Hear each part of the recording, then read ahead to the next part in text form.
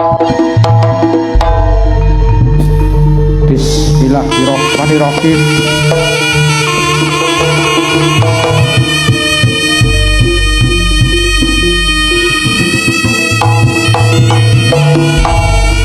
Kula aturi enggal-enggal Bali.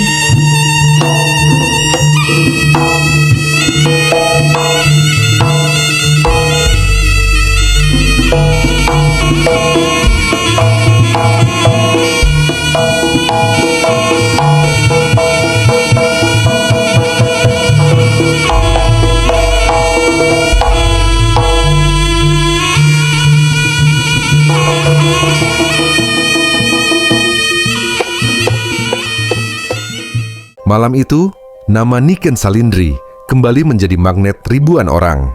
Sebuah konser besar digelar di sebuah lapangan tua di pinggiran kota.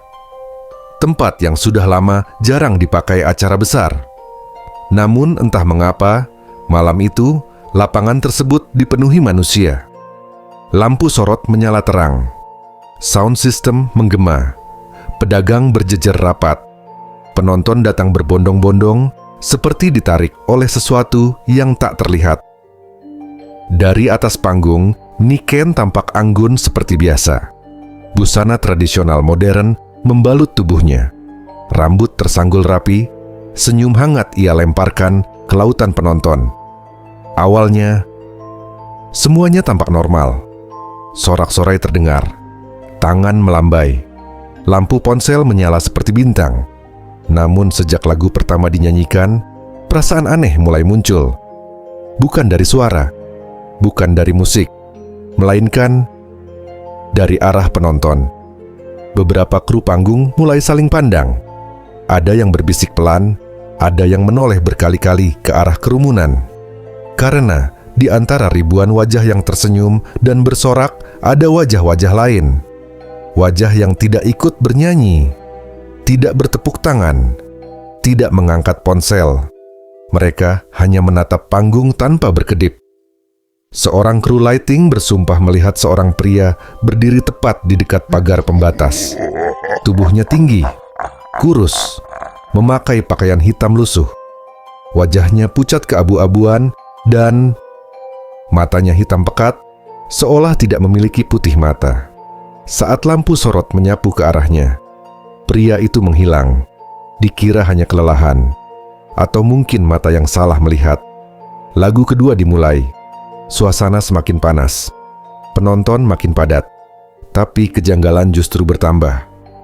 Di sisi kanan lapangan, ada sekelompok penonton yang tidak bergerak sama sekali. Mereka berdiri rapat, bahu saling menempel, kepala sedikit menunduk. Ketika kamera panggung menyorot ke arah mereka, layar LED sempat berkedip. Gambar terdistorsi. Dan untuk sepersekian detik, wajah-wajah di layar itu tampak rusak. Mata terlalu besar, mulut terlalu lebar, kulit terlihat retak seperti tanah kering. Lalu layar kembali normal, sorakan tetap terdengar. Tapi beberapa penonton mulai merasa merinding tanpa alasan. Di atas panggung, Niken sempat terdiam sejenak di tengah lagu. Tangannya mencengkeram mikrofon lebih erat.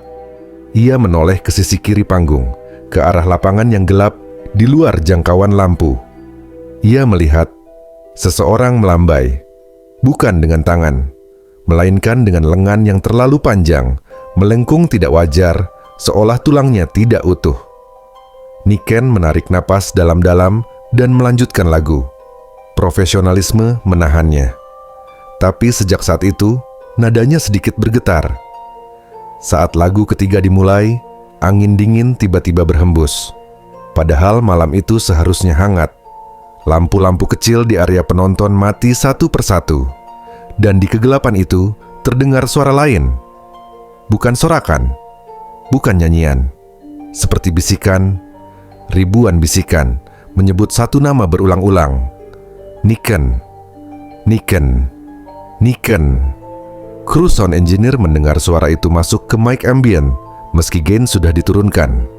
Frekuensi rendahnya tidak normal, seperti suara dari dalam tanah.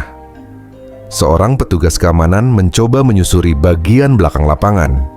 Tempat itu dulunya adalah area pemakaman lama yang konon dipindahkan puluhan tahun lalu tanpa ritual lengkap.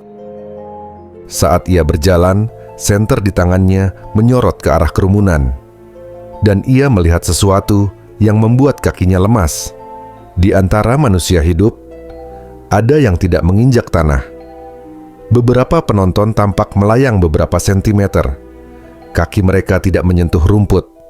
Bayangan mereka tidak ada. Petugas itu mundur perlahan, jantungnya berdegup keras. Saat ia berbalik, bahunya ditepuk. Seorang nenek berdiri di belakangnya. Wajahnya keriput, matanya kosong, dan suaranya parau saat berbisik. Ini konser untuk kami juga. Di panggung, lagu keempat berubah nuansa. Lampu otomatis berganti warna merah tua, meski operator tidak mengubah setting. Niken mulai merasa tidak sendirian di atas panggung.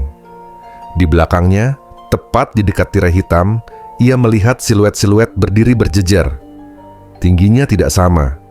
Ada yang sangat tinggi, ada yang pendek seperti anak kecil. Mereka tidak bergerak, hanya menonton. Saat Niken menoleh cepat, siluet itu hilang. Namun aroma tanah basah dan bunga melati menyeruak ke panggung. Penonton mulai pingsan di beberapa titik. Tapi anehnya, jumlah penonton tidak berkurang.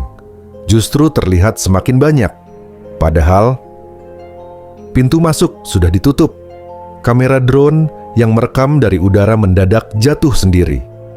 Rekamannya kemudian memperlihatkan sesuatu yang membuat kru gemetar saat menontonnya ulang. Dari atas, lapangan itu tidak penuh manusia. Sebagian adalah kerumunan hitam, bergerak pelan, seperti asap berbentuk manusia. Menjelang lagu terakhir, Niken menghentikan musik.